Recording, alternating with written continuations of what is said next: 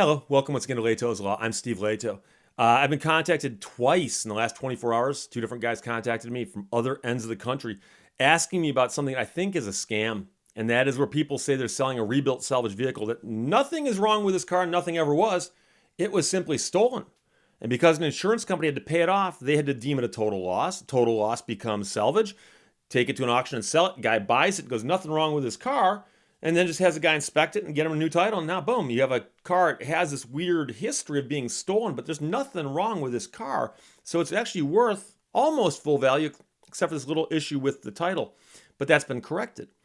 And it sounds too good to be true. And you know what they say about those. So I'll get to you first the examples. Eric back east said, Steve, this is on Craigslist locally. It's a car with a rebuilt title. And the ad includes a photograph of a signed notarized letter. And we know how valuable notaries are because they confirm that the person signing is in fact who they claim to be, which makes everything they write true. Joking. The signed notarized letter says, this car is stolen and recovered vehicle with absolutely no damage to the vehicle. Absolutely no damage to the vehicle. But it was in fact deemed salvage and then rebuilt salvage as a result. Someone else sent me a note and said, Steve, I ran across this ad for a car in Michigan with a rebuilt title, and the guy who's selling it claims it was a stolen vehicle with no damage. And since it happened in Michigan, I thought you might know about it. Well, you know, there's an interesting thing because I do know about Michigan law. I've done several videos on salvage vehicles also, and articles as well. And most people don't understand what it means to have a rebuilt salvage vehicle in their possession. Does not mean the car is safe to drive. Doesn't mean it's put back together again properly. It simply means that a state police officer inspected it and determined that none of the parts on the car were stolen and the car appeared to be complete. And he didn't even bother test driving it because that's not part of his job. So the question is, if a vehicle gets stolen and is deemed a total loss because it doesn't get recovered in time, and then the insurance company pays the owner for the vehicle, as a result, when the vehicle does get recovered, the insurance company gets ownership of the vehicle. Do they then say, well, the vehicle's totaled because we paid out a full claim on it. It must be totaled. And they then sell it as salvage? Let's talk about that. So again, all 50 states have got their own laws. That's what makes us unique and cute. Michigan's got laws that might not be the same as Wisconsin's. Idaho's laws, who knows? Illinois, Louisiana, they're all different. So you may want to look this up in your own state, but I'm going to explain to you Michigan's because this is a good example. Plus, one of the two I was asked about was in Michigan. So straight off the Michigan Secretary of State's website, which is our DMV. I'll put a link to the site below.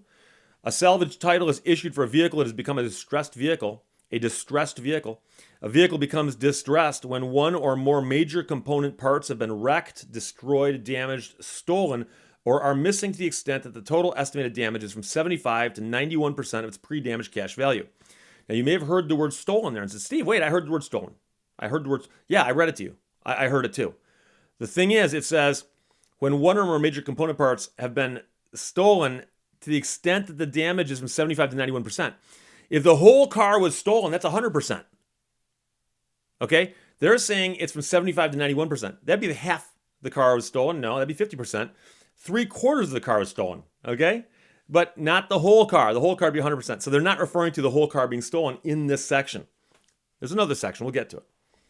So the vehicle owner's insurance company will determine the amount of damage to the vehicle. The regular title is then replaced with a salvage title. In Michigan, those are orange. You can't miss them. A vehicle with a salvage title cannot be plated or used on public roads until it is recertified by a specially trained police officer and retitled. And you need to know that they simply certify the car has no stolen parts on it, and they check to make sure the car is complete. They check a couple things like make sure the brake lights work and make sure the muffler works. Okay, but they do not check its drivability. The car could go sideways down the road. They don't care. Car's complete with no stolen parts. You're going to get a rebuilt salvage title. So here's the thing. There's all kinds of laws that address how salvage titles vehicles get moved around because they don't want these things winding up back in the stream of commerce when there's major problems with them. And so they also don't want them going to chop shops. And like, for instance, you could take a wrecked vehicle and then steal a good vehicle and swap the VIN tags, things of that nature. There's all kinds of problems that can pop up. So they have all these laws about how they have to deal with these vehicles, including a lot of laws that have to deal with how insurance companies deal with them. So an insurance company acquiring ownership of a late model distressed vehicle through payment of damages must apply for an original salvage title using an application for original Michigan salvage title form, which is TR12, okay? So it talks about how they do this and whose name they put this in. But here's the question. What about the vehicle that gets stolen? What about that vehicle? There's actually a section right on point. When an insurance company pays a claim for a vehicle that has been stolen, the owner assigns the title to the insurance company. The insurance company becomes the owner of the vehicle. If the vehicle is recovered, the insurance company must apply for a salvage title if one or more major component parts are missing, destroyed, or damaged and not salvageable. This applies even if the estimated cost of repairs is less than 75% of the vehicle's pre-damaged value. So, catch that now. If the vehicle gets recovered, okay, the insurance company must apply for salvage title if one or more major component parts are missing, destroyed, or damaged, and not salvageable. But they don't have to apply for salvage title otherwise. So if nothing's wrong with the car in Michigan, they don't have to apply for salvage title. Now, just because I know some people want to ask me, they're going to say, wait, Steve, what is this major component parts stuff? Because if one or more major component parts are missing, destroyed, or damaged and not salvageable, they have to apply for a salvage title for the stolen car, regardless of the amount it costs to fix the major component parts. Major component parts in Michigan are defined by the Michigan compiled laws in the Motor Vehicle Code at, I feel like I'm a preacher here, laying down the good book, MCL 257-1302A. D, major component part means one of the following parts of a motor vehicle: the engine, the transmission, the left or right front fender, the hood, a door allowing entrance to or egress from the passenger compartment of the vehicle. So we're not talking about fuel doors. The front or rear bumper, the right or left rear quarter panel, the deck lid, tailgate, or hatchback, the trunk floor pan, the cargo box of a pickup, the frame, or if the vehicle has a unitized body, the supporting structure or structures that serve as the frame, the cab of a truck, the body of a passenger vehicle. Those are all major component parts. So, if the vehicle gets stolen in Michigan and one of those major component parts gets damaged to the point that it cannot be fixed, then the vehicle, if stolen, must have a salvage title issued for it. However, if the story is true that the vehicle is stolen and ain't nothing wrong with it, you don't get a salvage title. You don't need to. And by the way, you're suggesting that the insurance companies are doing something against their best economic interests. And that's kind of like suggesting that I found an object that defies gravity.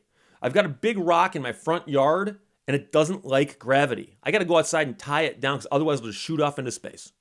That's how illogical it is to suggest an insurance company is going to hurt itself economically when it doesn't have to.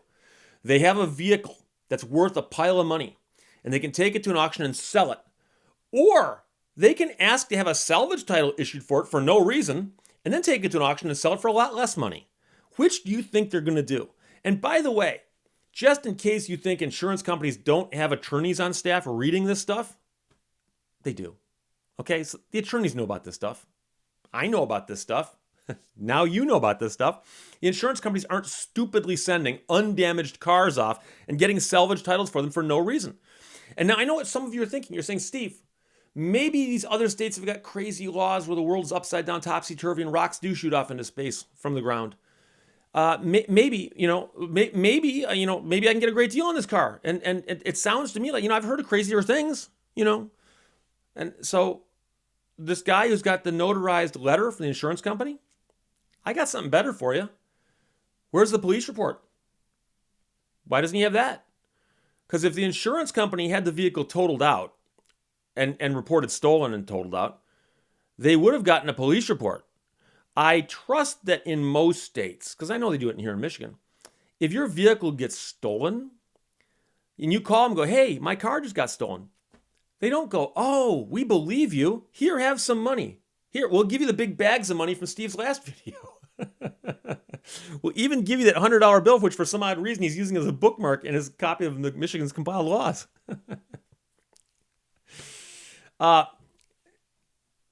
They have a copy of the police report. Ask to see the police report. So here's the thing. You don't have to take my word on it. You don't have to follow the law. You don't have to believe that law exists. If you are looking at a car on the internet and it says this vehicle was issued a rebuilt salvage title after getting a salvage title for no other reason than it was stolen where no damage was done to it. Somebody somehow stole the car without hurting it in the least. Just go, yeah, I'd like to see the copy of the police report. And watch how they backpedal and go, oh, we don't have a copy of that. No, that's confidential. We don't. It's a thing called the Freedom of Information Act. Freedom of Information Act. You get the VIN and the police department and you order a copy of the report. It's usually about $1 a page, maybe a little bit more with inflation. I don't know. But the point is that the insurance company's got a copy. And if the insurance company's got the time to type up a letter that says, yes, I am the adjuster who oversaw this claim. This car had no damage, and I stupidly applied for a salvage title. And my understanding is now the car's been completely repaired, nothing wrong with it. You should pay full price for it. And I got that notarized. This is my dumb guy typing, by the way. Wouldn't it have been just easier for him to take the file out? Go, oh, here's the file. Oh, here's the file. Here's a police report. Want a copy of that? That would have been too much work.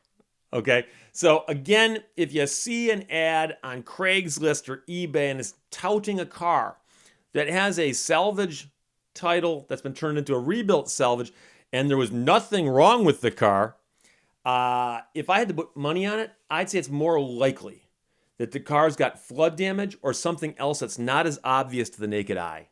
And they thought to themselves, how can we sell this car without disclosing the salvage vehicle history? And they go, oh, we can disclose.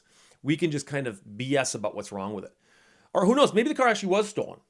But the beautiful thing is the police report's going to show what was on it when they recovered it, such as damage, because they will note damage on the car.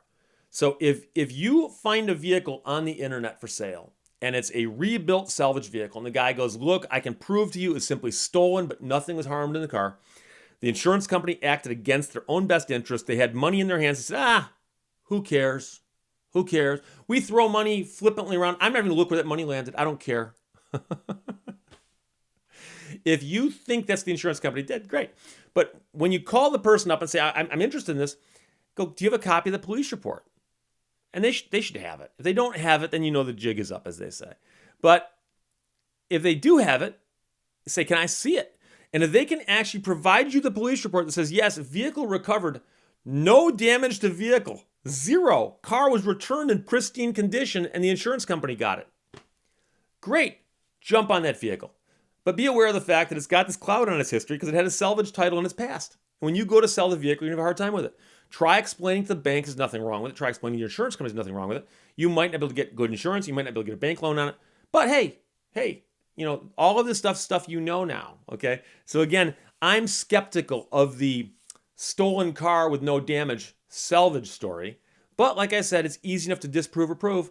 Get a copy of the police report. But ignore the notarized letters and ignore the stories because the stories on their faces don't make sense. Questions or comments, put them below. I'm going to go look for that $100 bill now. Talk to you later. Bye-bye.